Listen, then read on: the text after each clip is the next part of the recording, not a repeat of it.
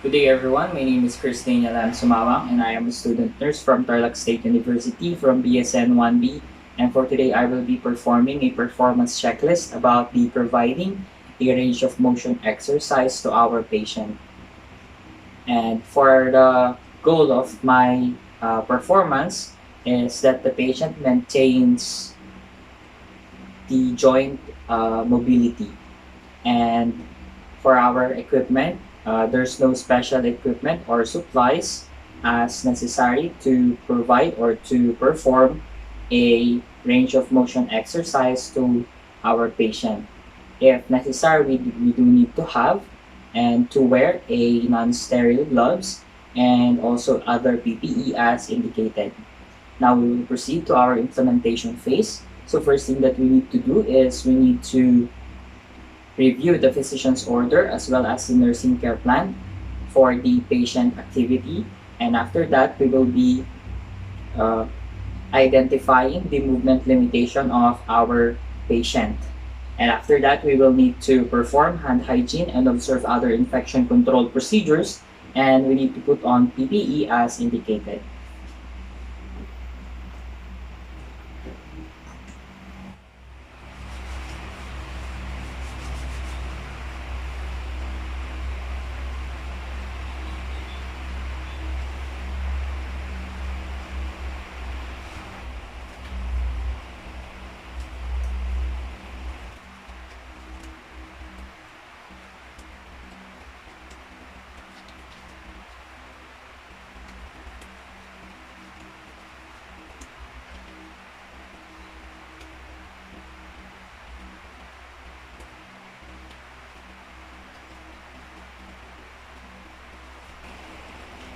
And for our third step, we need to introduce ourselves to our patient and we need to verify the patient's identity as well as we need to explain the procedure with our patient. So here's an example. So, good day ma'am, my name is Christina Lam Sumawang and I am a student nurse from Tarlac State University from BSN 1B. And for today po, I will be your nurse, your student nurse. May I know your name po? Kasi sumawa. Okay po, Miss Milka Shane. Pwede po makita niyo pong listag. Okay, thank you po. So today po ma'am, I will be performing a range of motion exercises po with you po. Is that okay po? Yes. Okay, thank you po. And for our fourth step, we need to provide some privacy for our patient by closing the curtains around bed and closing the doors to room if possible. And after that, we will need to place the bed in a appropriate and comfortable working height, usually elbow height of the nurse. And after that, we will need to adjust the bed into a flat position or as low as the patient can tolerate it. So let us assume that I have already placed the bed in a appropriate and comfortable working height and adjusted the bed into a flat position. We will now proceed to our next step. We need to stand on the side of the bed where the joints are to be exercised, and after that we need to lower the rails on that side, and if it's placed in place, and after that we need to uncover only the limb that is going to be used in the exercise. So we will now proceed to our next step. We need to perform our performance slowly and gently, and also we will be providing a support by holding the proximal and distal areas of the joints, as well as we need to repeat these exercise for about 2 to 3 times or 2 to 5 times, and we need to move each joint in a smooth and holistic manner.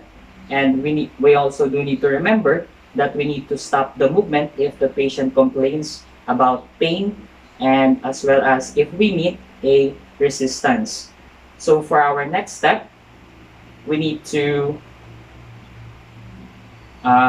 if we are already doing the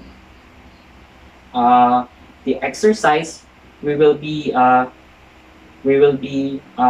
starting from the patient's head and move down one side of the body at a time. And after that, we need to encourage our patient to do as many exercises uh, as she can do with by herself as much as possible. So now we will proceed to the um, actual exercises. So first thing that we need to do is we need to check the patient's flexion as well as the patient's extension on the head. We will need our client, or we need to ask our client to move his chin to his chest, his or her chest. So ma'am, kaya niyo po bang, pwede niyo po bang i-put po yung chin niyo po sa inyo pong head for 3 times? So, ready po? 3, 2, 1. 1, 2, and 3. Thank you po. And for our next step, we will need to test the lateral flexion of the patient. We will need to ask our patient to move his or her head as far as possible from the midline. So ma'am, i-test po natin ang inyo pong lateral flexion. Iti-tilt nyo lang po yung head nyo from the other side as much as you can, and sa kabilang side po. Okay po, 1, 2, 3, and 3, and 3. Thank you po. Now we will test the rotation of the patient's head. And to do that, we will need to ask our client to move his or her head from side to side and with his chin facing the shoulder. So ma'am, yung rotation naman po ng inyong head po, ang inyong pong head, ating pong i-assess. So titingin lang po kayo sa shoulder nyo po. Okay, ready po? In 3, 2, 1. Dito po. And normal position. Kabila po. Normal. Kabila po. Normal. Kabilang side. Gitna po. And sa other side. Thank you po. Now, we will now proceed to the patient's arms. And first thing that we need to assess are the flexion as well as the extension of the patient's arms. We will need to ask our patient to lift his arms on top of the head and back. Okay? So ma'am, assist po natin yung itong hands. Thank you po. So ililift lang po natin siya ng sa taas po and babalik po for 3 times. Okay po? So ready po in 3, 2, 1. 1, 2, and 3. Thank you po. And for our next step, we will be testing the patient's abduction and adduction of the patient's arm. We will need to ask our client to move his or her arms laterally and back. So, ma'am, i-move ko lang po yung inyo pong arms dito po sa aking side, laterally. So, okay po. Ready po in 3, 2, 1. 1, 2, and 3. And after that, we will test the patient's rotations of the shoulder.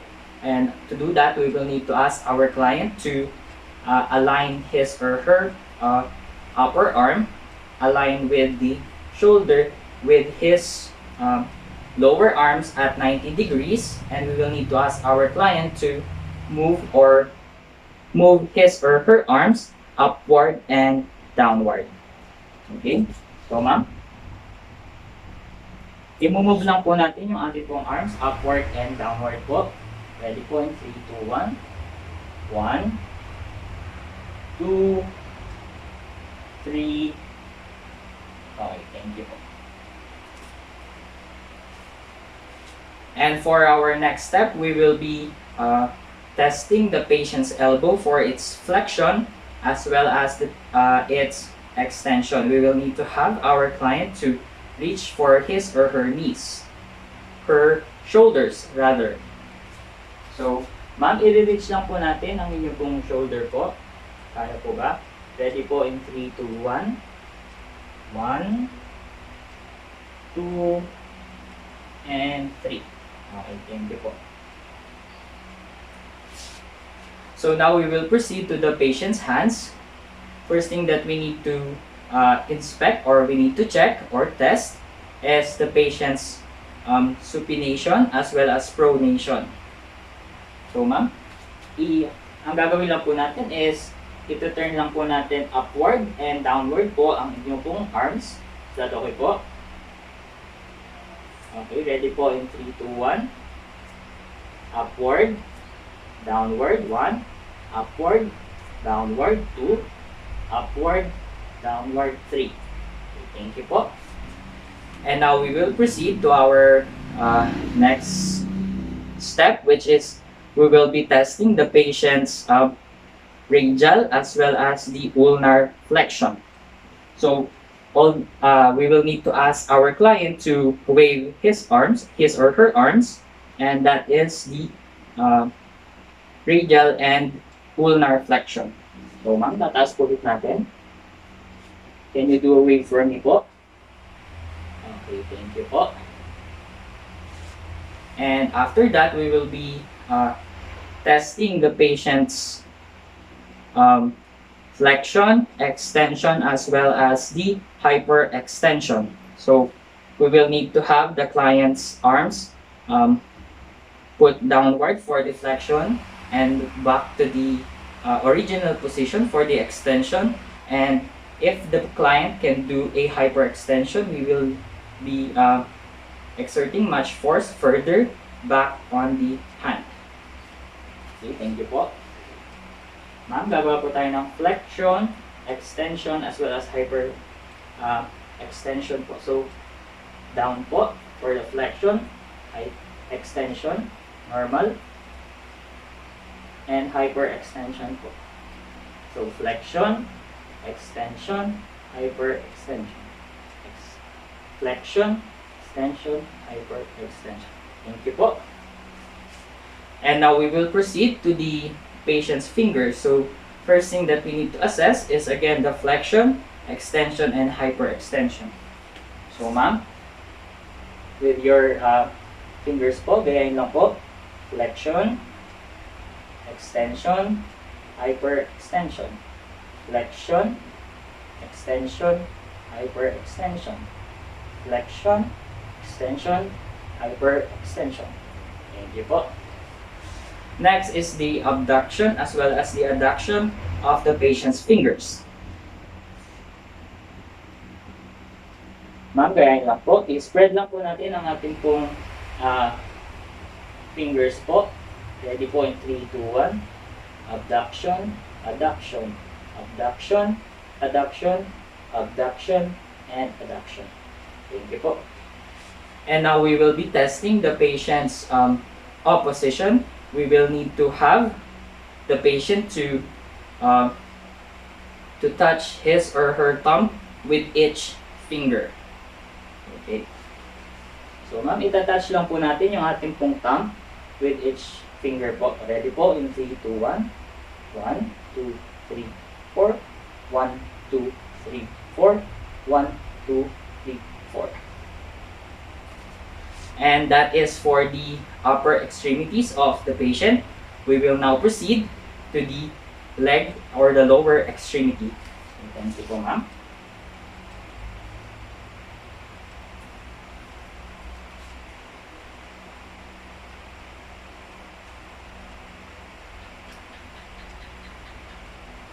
So in testing the leg, we will be testing the flexion as well as the extension of the patient's leg.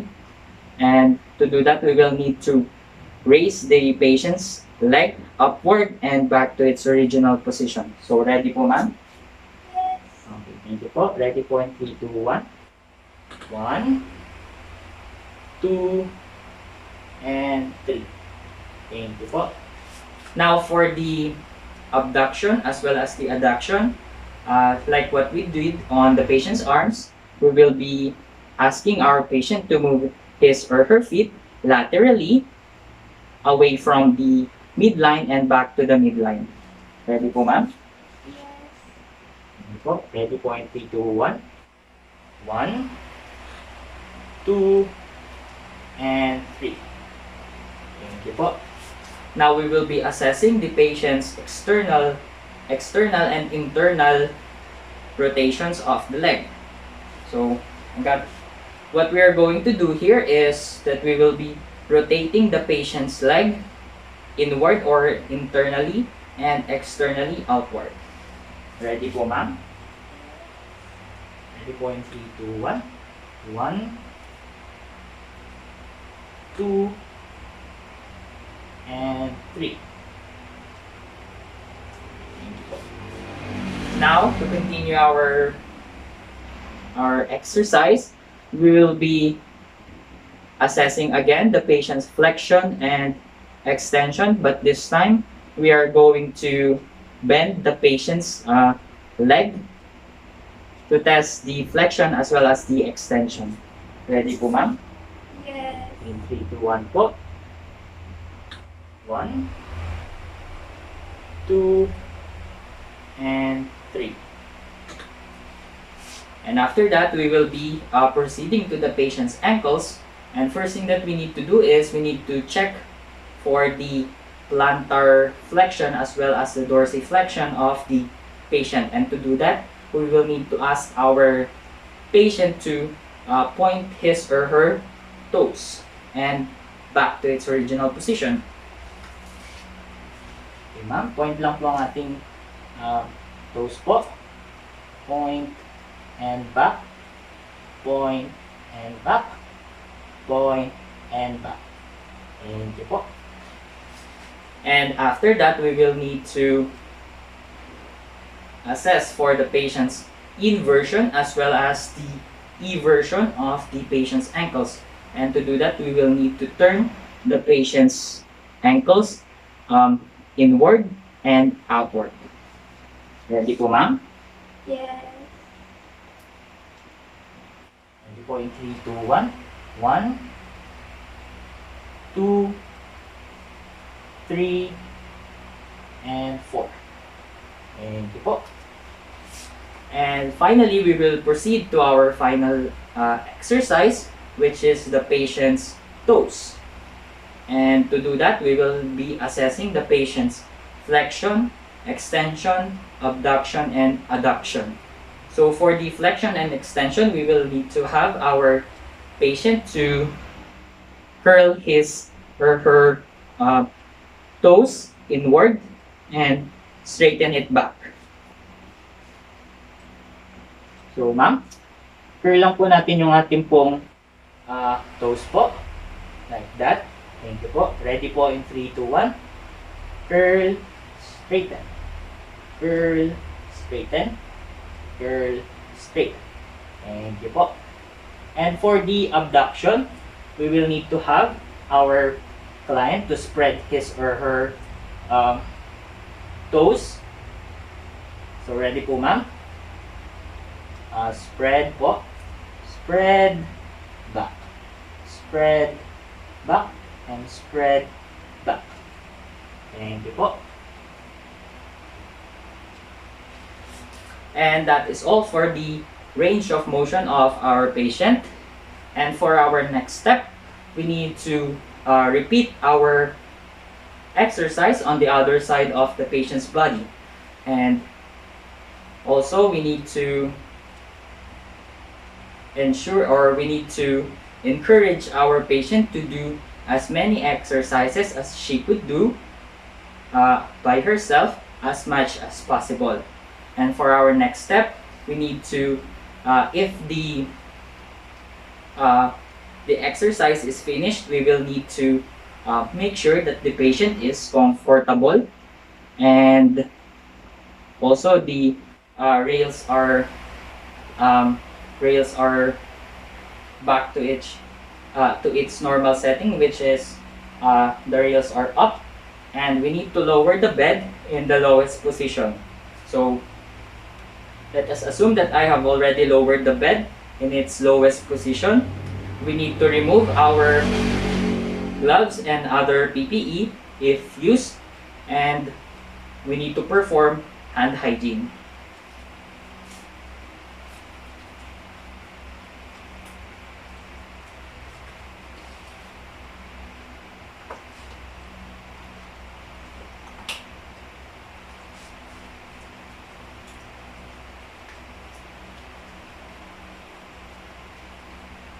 And for our evaluation, the expected outcome is met when the patient maintains or improves joint mobility and muscle strength, and muscle atrophy and contracture are prevented.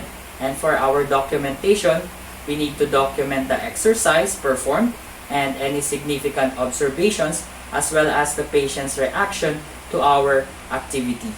And that would be all for the assessment of or the performance of the providing a range of motion exercise to our patient. Thank you.